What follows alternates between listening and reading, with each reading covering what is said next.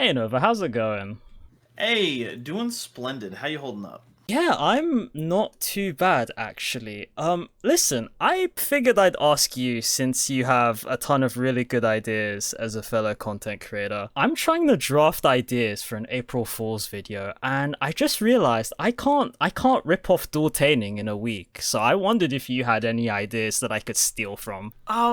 Okay. How about this? I've been ruminating on this one for a while. Okay. So, Yu-Gi-Oh! Is often a game where information is outdated, so complex combo guides aren't really a good way to use your energy, right? Mm-hmm. So instead, what if you took information that was current and you made like a quick guide, something that you could hammer out in maybe an afternoon, get some gameplay footage, and then you could give people an idea of how an archetype or deck works now, and then maybe revisit it in the future. So something you'd say I could make into a 10-minute video, you might say. Roughly. I mean, it gets into the ad roll, so and it kind of rolls off the tongue a little bit. That's true. I guess you could call it a 10-minute testing. Hang on, that flows This really is a sting well. operation, Novalaxia. I'm here undercover. You're under arrest for copyright infringement. Yeah, I figured that would be the case. Do you know a good lawyer by any chance? I just so happen to have one on standby.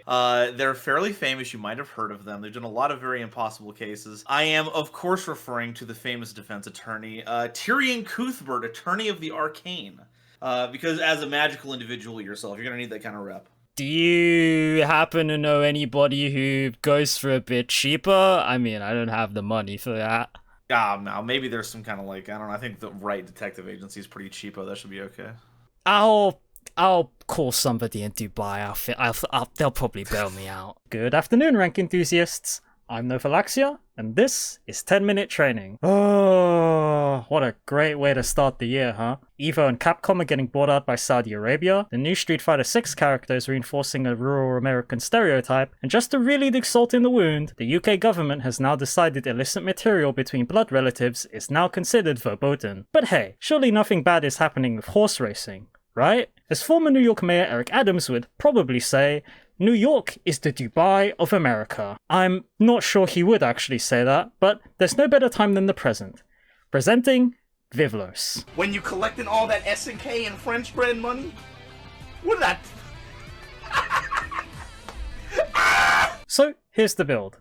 As always, I'll give you a background about the real horse, a little bit of a discussion on what I hope the Uma can do, and of course, the skill rundown. But first, この動画はご覧のスポンサーの提供でお送りします。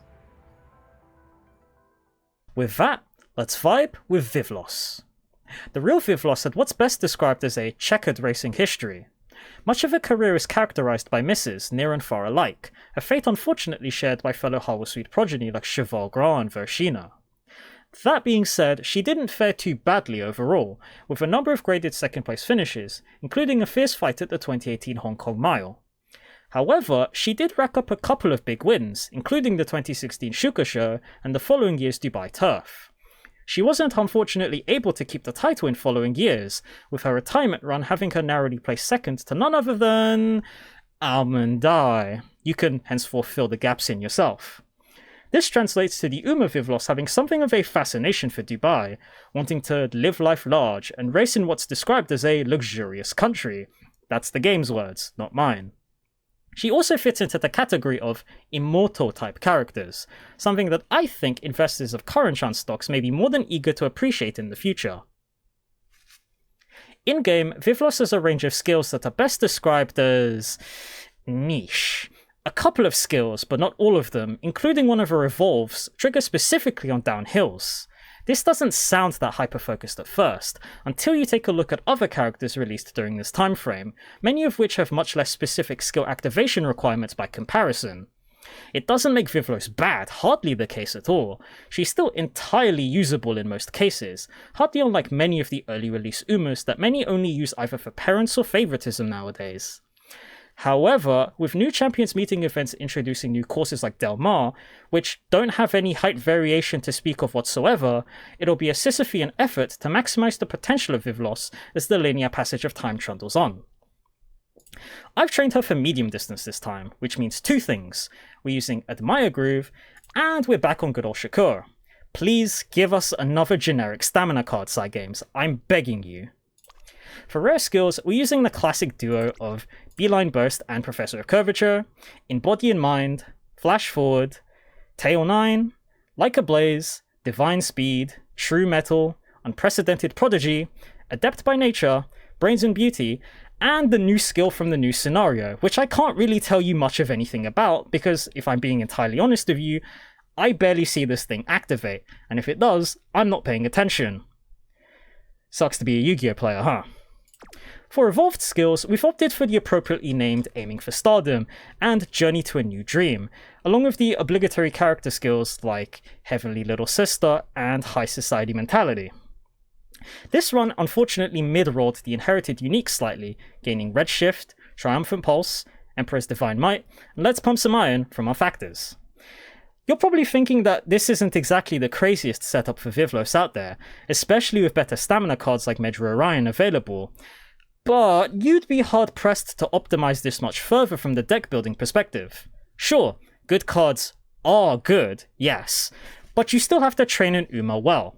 Can this save VIVLOS from the Prohibido Yuga Con Almond Eye mirror match hell? Oh, well, we'll see. With that, let's get to the races. Today's match will be simulating the most recent Champions meeting, so I'll be fielding my team of Chrono Genesis, Almond Eye, and Fusaichi Pandora, along with some other partners I have on my friends list, so you know what that means, versus some of the top picks of the meta. And we're off to a great start. It seems like VIVLOS has a decent lead here, but obviously because she's a betweener, she has to move herself back. It looks pretty even here between Chrono and Pandora right now, and even though this focus isn't obviously on them, you can kind of see just how hard it is to win as a non-pace chaser in these kinds of recent CMs, especially with just how good the card quality is. We're already seeing Almond Eye and everyone else fire off a ton of gold skills, and you're probably going to expect to see a lot of this in this recent CM, and probably the next CM if you're playing on Japan servers as well. It looks like Chrono has a overwhelming lead here, but as we'll probably see, Almond Eye gets to use her unique skill for the first time. Get used to seeing this, because it's going to show up a lot in mid-distance champions meetings from now on. We're also going to see Chrono activate her unique skill, which you'll also see a lot of from now on. Get used to this. It seems like VIVLOS has a decent position at the moment, though obviously time will tell as to how far not training Guts will screw me over in the end. It seems like she's in the middle part of the pack right now, and she's firing off a ton of gold skills, which isn't bad, but as you can obviously see from how far she's outclassed by everyone else, it doesn't look too good. She's probably right in the perfect spot, I'd say, to have at least some chance of catching up. But like I said, not having enough guts is probably going to be the decider here. You get to see Aya fire off her unique skill yet again, and seeing a bunch of unique inherited skills fire off as well. You see a ton of gold skills. VIVLOS probably might have a chance to clutch fourth if she's lucky, but as you can probably see, this is the difference between good betweeners and good leaders. This is probably all she wrote here, as Chrono has an overwhelming advantage crossing the finish line, and wow. I think I overtuned Chrono a bit too much, and VIVLOS not enough. It's rough out there, folks. It really, really is rough. So we're back with the build, and well, that went about as well as is expected. Let's do the pros and cons. First, the pros. 1. She's not a character from year 1. Being released relatively recently means her kit isn't exactly bad, and the numbers on these skills are also quite nice, so you're not exactly fiending for your support cards to do the heavy lifting. 2. Late Surger cards in the current metagame are not bad at all. Mid-distance betweeners in particular have access to incredible cards like Admire Groove and Medra Orion, but Asian Flash is a great utility speed option in the former's place, while you can get a fine budget speed option for mid-distance in Jungle Pocket with your Battle Pass tickets. And 3. She's actually quite strong in her specialty. I've joked about how the downhill skills don't play well on flat courses like Del Mar, but the numbers do stack up in her favour enough that she's a fine pick for environments like the Triple Tiara. And the cons. 1. The linear passage of time. Power creep in this game has exponentially spiraled in the 9 months since I started playing, and it's hard to justify one-tricking your Oshi when limited banner characters, and maybe the odd Chrono Genesis or Summer Cheval Grand, clock your shit clean. 2. The downhill skills. We are addressing the elephant. It's certainly no iron will, but as the game starts adding more courses and characters with stronger evolved skills, VIVLOS will start falling to the wayside. It's hard to justify evolved skills with activation requirements this specific when Armadai just gets to use her unique twice with little setup. And 3. Did I mention the linear passage of time yet? A lot of recent good support cards are for pace chasers, with late surges being lucky enough to get strong options on the side. Good cards can carry, but you can only go so far with a deck from yesteryear against the hordes of fine motions. Overall, VIVLOS is a decently strong character with a clear design focus in mind, but her days are numbered by whether said focus stands the test of time with future updates. Provided you share a name with the current King of England, you probably won't have a hard time finding space for her, but the competition for mile and mid-distance late surges has exploded as of late. Still in Love can probably attest to that. I love Little Sisters, but I am also employed and have little free time while I also want to win. Hopefully we'll get a Summer Vershina someday. Thanks for watching. Videos like these are made possible by my patrons. If you enjoyed, consider supporting me on Patreon from as little as £1. I have nothing else to add while filling in time for the end card, so here's this funny GIF I found.